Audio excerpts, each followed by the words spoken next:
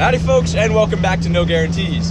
I'm currently in the Sahara, headed back to my parents' house so I can pick up the Land Cruiser and head up into Jersey about 2 hours and pick up another Jeep YJ. My parents are going to be so proud of me.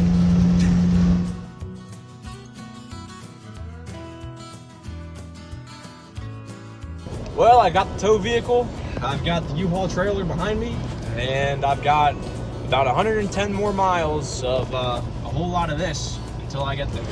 So I'll see you guys in about 2 hours, unless I see anything cool, and we'll be picking up a Jeep. All right, I've got the new YJ behind me on the trailer. Hopefully you guys can see it. It's a little red, a little black, a little green. The interior's gray. A bunch of different colors. It's parts that came off a couple different Jeeps, but overall it's in pretty good shape. I'm not sure what the original color was. I know it wasn't red. The body itself is relatively clean. It's got a couple holes on either side. The frame is definitely not clean. It was a plow Jeep. I don't know if you guys can see the plowing system. When I get back to Newark, I'll give you guys a complete walk around of everything that's going on with it, my plans for it. Part of the reason why I got it so cheap was because it doesn't have a motor on it, but more on that later. So I'll see you guys in about an hour and a half.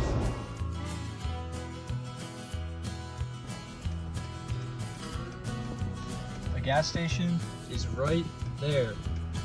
I'm so close. So close. Come on. I just need it to last a little bit longer.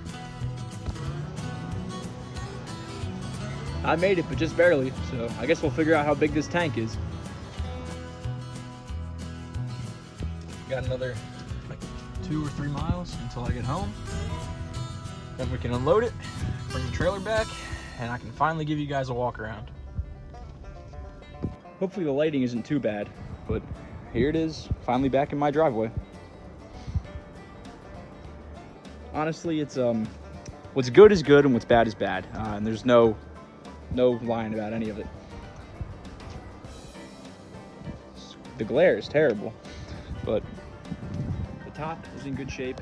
It can use a cleaning. The doors are in great shape. Very little rust down here at the bottom, but nothing that I can't clean up. The passenger side door only opens from the inside, not the outside. So that's gonna be something I'll have to address. I think there's just a linkage on the inside that's come undone, because the driver's side door works fine, and that one does open from the inside. Both door panels are pretty beat up, but everything functions on the door. The cranks function, the locks work, all the handles work. I'm missing the pull handle, but I'm probably just gonna end up making my own door cards and my own handles. Same thing with that side, even though it's hard to tell with the lighting. There we go. It's in alright shape. The physical door is in good shape, but the seals and the door cards definitely need to be replaced. The seats are in amazing shape. This is the only imperfection on the driver's seat right down here. And a lot of these older YJs, like my daily, this section is just completely missing. But everything else is great. Passenger seat as well, just in good shape. Same thing with the back. The dash is all in good shape. Nothing's cracked, which is good.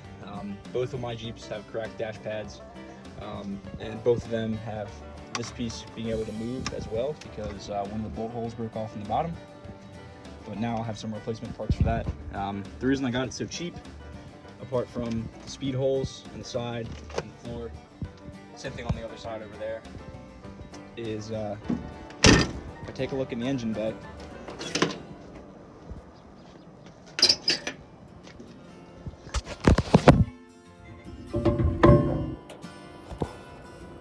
I'm missing a little bit under here. The guy wanted the motor and the computer to do a 2.5 to 4.0 swap on his YJ, which was in beautiful shape. But he needed some parts, and I bought what was left. It is an automatic. So yeah, it would be a good parts Jeep for both this Jeep and for my red one. The plan for now is to take off the doors, the windshield frame, the top, the seats, and the windshield frame is going to be for the red Jeep, the top and doors. The doors I think I'm going to sell. The top is going to be for either Jeep, probably whichever one I'm driving at the time. I haven't decided what I'm going to do with the rest yet.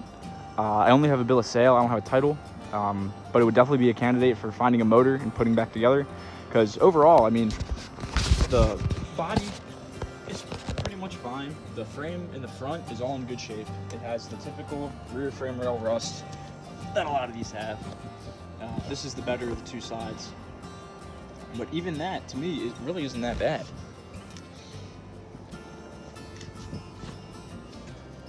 Like that, I mean, this has seen better days, but it's still not that bad. Some safety caps and it's fine. This is the rust it has on both sides, right next to the doors. But honestly, it's really not bad.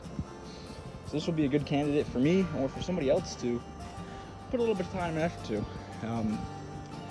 But for now, I think it's going to be all from me today. I'll be back in hopefully about a week with another video on this thing that I've been working on, and hopefully another video on the red Jeep, as well as hopefully getting this thing out of my way. I've got almost everything out of here. I'm going to be coming back for the carpet because it's actually in pretty good shape. It just needs to be cleaned. The driver's seat was giving me a little bit of issues. It's out, but I don't have any room for it.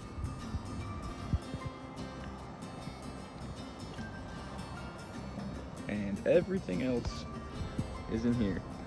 So hopefully I'll make it back all right. Getting the hardtop back and the doors back will be interesting because my dad took the Land Cruiser to work.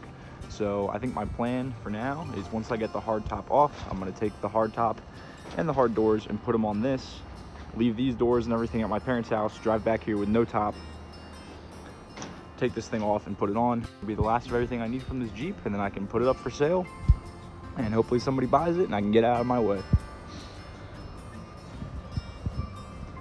So I'll be back in probably about an hour when I have everything else I need to take the rest apart.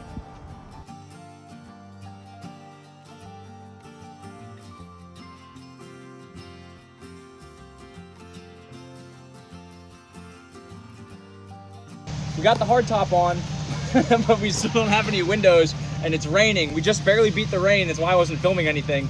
So we have to drive home like 20 minutes with no windows. We're already soaking wet. We had to drop some stuff off for my sister.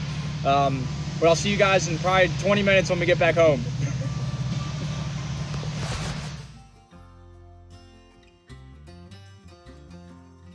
So now it's time for the part that you guys have been waiting for, how to actually get free parts for your project, your daily, what have you. So I got this Jeep for $750 and I've snagged quite a few parts off of it. The hardtop that's now on my daily, the seats are going into my project, the windshield frame's going onto my project, parts of the dash are going onto my project, and a few other things that I kept as well. Now the big idea when you're attempting something like this is, one, to keep big track of all of your records, and two, take a good look at what all these parts are worth, because you'd be surprised what a lot of these parts are worth to people. For example, these parts on the porch are all parts that I have buyers for. That glove box has a horn inside of it, 125 bucks.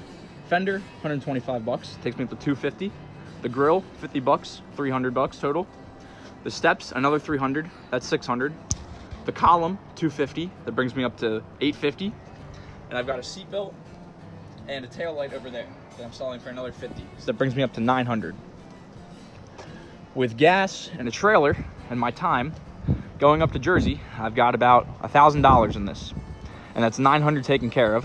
I've already sold the trans plate from underneath, so it's just dangling. And that takes me up to 1,000. So then I'm already breaking even, having all of this left of the Jeep. Now I've already got an offer for what's left from a junkyard for 200, but I know it's worth more than that in parts. So now it's time for me to make a decision. Do I want to take it and part it out further, or do I just want to get rid of it? At this point, I want to just get rid of it. So assuming that all of these people do come, which they're supposed to this week, and give me what we agreed upon, I'm probably going to let this go for just the 200. I know at a minimum that the roll cage is worth about 150. The driver's side fender is worth about 125. That's 275 right there. And that's not even including the hood, the rest of the dash, the tailgate, the tub, or anything like that. So the person who buys this from me also has margin for profit, which is a good thing.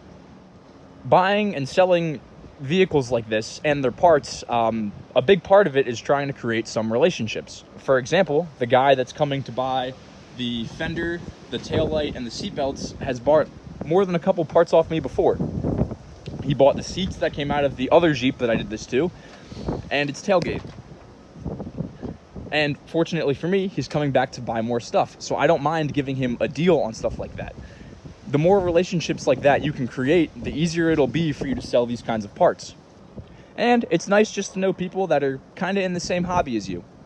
So I hope that was helpful to some of you out there who want to do a similar thing with whatever your project car might be. Thank you all so much for watching, and I'll see you next time on No Guarantees.